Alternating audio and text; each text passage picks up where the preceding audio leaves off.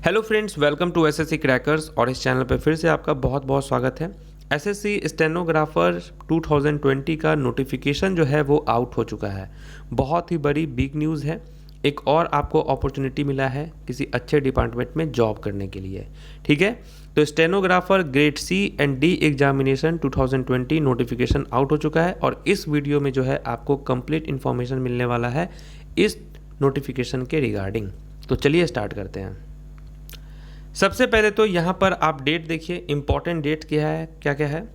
तो यहाँ पर जो date for submission of online examination है वो है आपका 10 अक्टूबर से लेकर 4 नवंबर 2020 तक। ठीक है, तो आपको कोशिश यही करना है कि आप जो अपना ये फॉर्म है ये 15 अक्टूबर से लेकर जो है 1 नवंबर के अंदर में आप फिल कर लीजिएगा। ठीक है ना, लास्ट डेट का आपको वेट करना है और अभी जल्दबाजी भी करने की कोई ज़रूरत नहीं है। तो लास्ट डेट का बस आपको मतलब इंतज़ार नहीं करना है, कोशिश करना है कि 1 नवंबर के पहले पहले तक आप फॉर्म फिल कर दें, क्योंकि 4 है आपका लास्ट डेट। तो ये ध्यान रखना है आपको। दूसरा क्या है आपका last date and time for receipt of application, वो आपका 4 नवंबर 2020 है, रात के 11:30 बजे तक। ठीक है, उसके बाद अगर आप पेमेंट के बारे में देखें तो जो आप पेमेंट कर सकते हैं वो है आपका 6 नवंबर 2020 तक आप पेमेंट कर सकते हैं। ओके, उसके बाद जो है यहाँ पर एग्ज़ाम कब होगा वो देखिए। मेन तो यही है आपका date of the computer based examination. जो ये एग्ज़ाम होगा वो आपका होगा कब, 29/3/2021 से लेकर 31/3/2021, यानी 3 दिन के अंदर में आपका हो जाएगा एग्ज़ाम फिनिश। ये होगा लेकिन 2021 में, अभी 2020 चल रहा है। तो जो है आपका मोटा मोटी समझिए यहाँ पर नवंबर हो गया, दिसंबर, जनवरी, फरवरी, 4-5 महीना आपके पास टोटली जो है और 5 महीना के अंदर में आप एक अच्छे एग्ज़ाम को जो है देने के लिए आप रेडी हो जाइए। ठीक है, यहाँ देखिए वैकेंसीज़ के बारे में, तो सब लोग वैकेंसीज़ के बारे में सोच रहे होंगे कि वैकेंसीज़ कितना होगा। तो देखिए इसके बारे में कोई ऑफिशियल इन्फॉर्मेशन नहीं है, कोई ऑफिशियल डाटा नहीं है। यहाँ डायरेक्ट लिख दिया गया है कि vacancies will be determined in due course. जो आने वाला टाइम होगा उस पर जो है आपको बताया जाएगा कि इसमें कितना वैकेंसीज है। समझ रहे हैं। उसके बाद अगर यहाँ आप देखें तो यहाँ पर एज लिमिट के बारे में है। अब ऑब्वियस सी बात है कि इस फॉर्म के लिए कौन कौन लोग एलिजिबल हैं ये भी तो जानना बहुत ज़रूरी है। तो देखिए जिनका भी एज 18 से 30 साल तक के बीच में है वो स्टेनोग्राफर ग्रेड सी के लिए वो जो हैं एलिजिबल हैं, 18 से 30। समझ रहे हैं।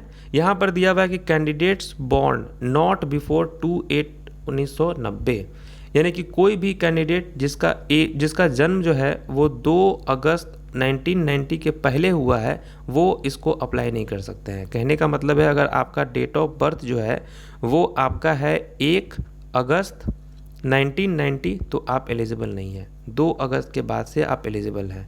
और जो स्टूडेंट्स 1 अगस्त 2002 के बाद उसका जन्म हुआ है, यानी कि 2 अगस्त 2002 में हुआ है, वो भी इस फॉर्म को नहीं फिल कर सकते हैं।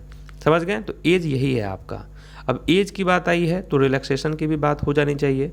तो जितने भी SC ST कैटेगरी के हैं उनको 5 साल तक का जो है रिलैक्सेशन है। OBC वाले को 3 साल के लिए, PWD अनरिजर्व के लिए 10 ईयर्स, PWD OBC के लिए 13 ईयर्स, PWD SC ST के लिए 15 ईयर्स। समझ रहे हैं। तो इतना साल का आपको थोड़ा सा रिलैक्सेशन मिल रहा है। अब यहाँ पर कितने रुपये का ये फ़ी है, तो फ़ी के लिए आपको सिर्फ और सिर्फ 100 रुपीज़ पेमेंट करना है। कितना, 100 रुपीज़। और जो लोग भी वुमेन कैंडिडेट्स हैं, ठीक है, महिला, वो लोग अगर SC में हैं या ST में हैं या PWD में आते हैं या एक्स सर्विसमैन है, उनको कोई भी जो है फीस देने की ज़रूरत नहीं है। समझ रहे हैं। पेमेंट जो है वो आपका भीम UPI से हो सकता है, नेट बैंकिंग से हो सकता है, वीज़ा, मास्टर कार्ड, ठीक है, Maestro, RuPay credit card, debit card, इससे जो है, या आप SBI के ब्रांच से चालान को जनरेट करके भी पेमेंट कर सकते हैं। ठीक है। अब यहाँ पर पेमेंट की बात हो चुकी है। अब देख लेते हैं कि इसका एग्ज़ामिनेशन का मोड कैसा है। तो ये आपका ऑनलाइन कंप्यूटर बेस्ड एग्ज़ामिनेशन है जिसमें क्या क्या आते हैं सब्जेक्ट वो देख लीजिए आप। तो सब्जेक्ट इसमें क्या क्या आता है, तो जनरल इंटेलिजेंस एंड रीजनिंग जो होता है वो पूछा जाता है। ये इसका जो रीजनिंग होता है वो पूरी आपका SSC में जो आपका आता है, CGL में, CHSL में, यही सब CPO में, यही सब जो है रीजनिंग आपके यहाँ पर भी आते हैं। समझ रहे हैं। तो रीजनिंग में कोई डिफरेंस नहीं है। टोटल नंबर ऑफ क्वेश्चंस, लेकिन यहाँ ध्यान देने वाली बात है कि 50 हैं। जो CGL है, CHSL है, उसमें 25 क्वेश्चन होते हैं, ठीक है, 2 मार्क्स के लिए। यहाँ 50 क्वेश्चन है 1 मार्क्स के लिए, और आपको यहाँ पर मैक्सिमम भी 50 मार्क्स हैं। उसके बाद जनरल अवेयरनेस, उसमें भी 50 क्वेश्चन है, 50 मार्क्स के हैं। लेकिन यहाँ ध्यान देने वाली बात है कि मैथ्स जो है यहाँ पर है ही नहीं, यानी कि जिन बच्चों को मैथ्स से डर लगता है उसके लिए तो गोल्डन अपॉर्चुनिटीज़ है कि वो इसकी तैयारी करें और इसमें जो है जॉब लें, क्योंकि ये आपका बहुत ही मस्त जॉब है। सैलरी भी जो है वो 30,000 प्लस में ही आपको मिलता है, समझ रहे हैं। लेकिन यहाँ ध्यान देने वाली बात क्या है कि इंग्लिश जो है ये आपके 100 क्वेश्चंस आते हैं 100 मार्क्स के। 2 घंटे का ये पेपर है, 2 आवर्स है, 40 मिनट एक्स्ट्रा मिलेगा उनको जो लोग हैं, जो आपको पैरा 7 में दिया हुआ है, ठीक है। जो जितने भी लोग जो हैं फिजिकली डिसेबल्ड हैं उनके लिए 40 मिनट्स एक्स्ट्रा उनको मिलता है। तो यहाँ पर ध्यान देने वाली बात यही है कि रीजनिंग, जनरल अवेयरनेस और इंग्लिश, यही 3 टॉपिक्स है, मैथ्स है नहीं। इंग्लिश आपको बहुत ही बेहतरीन तरीके से यहाँ पढ़ना पड़ेगा, क्योंकि यहाँ पर 100 क्वेश्चन है 100 मार्क्स के। तो यहीं पर अगर इंग्लिश आपका अच्छा है तो इस एग्ज़ाम को आप इजीली क्रैक कर जा सकते हैं। एक चीज़ और, निगेटिव मार्किंग भी है। अगर आप 4 क्वेश्चन गलत करते हैं तो 1 निगेटिव मार्क्स होता है, ठीक है। 1 मार्क्स आपके डिडक्ट हो जाएंगे 4 क्वेश्चंस पे, क्योंकि यहाँ पर 0.25 है, ठीक है। उसके बाद सिलेबस यहाँ पूरा दिया हुआ है। ये सारे सिलेबस वही हैं जो आपका SSC में और एग्ज़ाम के लिए सिलेबस आता है। तो इसको जो है आप यहाँ से देख लेंगे। ऑफिशियल जो नोटिफिकेशन है वो तो आप साइट से भी डाउनलोड कर सकते हैं, वो आपको दिया हुआ होगा। तो सेम वही चीज़ है, इंग्लिश में भी वही सब, anto, syno, one word, grammar, common error, vocabulary, passage, cloze test, यही सब आता है, ठीक है।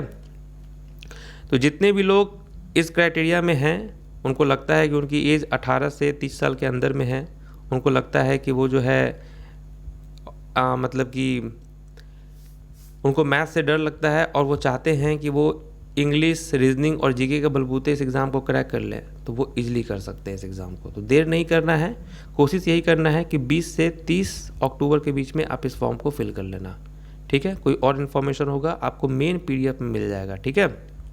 तो चलिए मिलते हैं आपसे नेक्स्ट वीडियो में, तब तक के लिए ऑल द बेस्ट।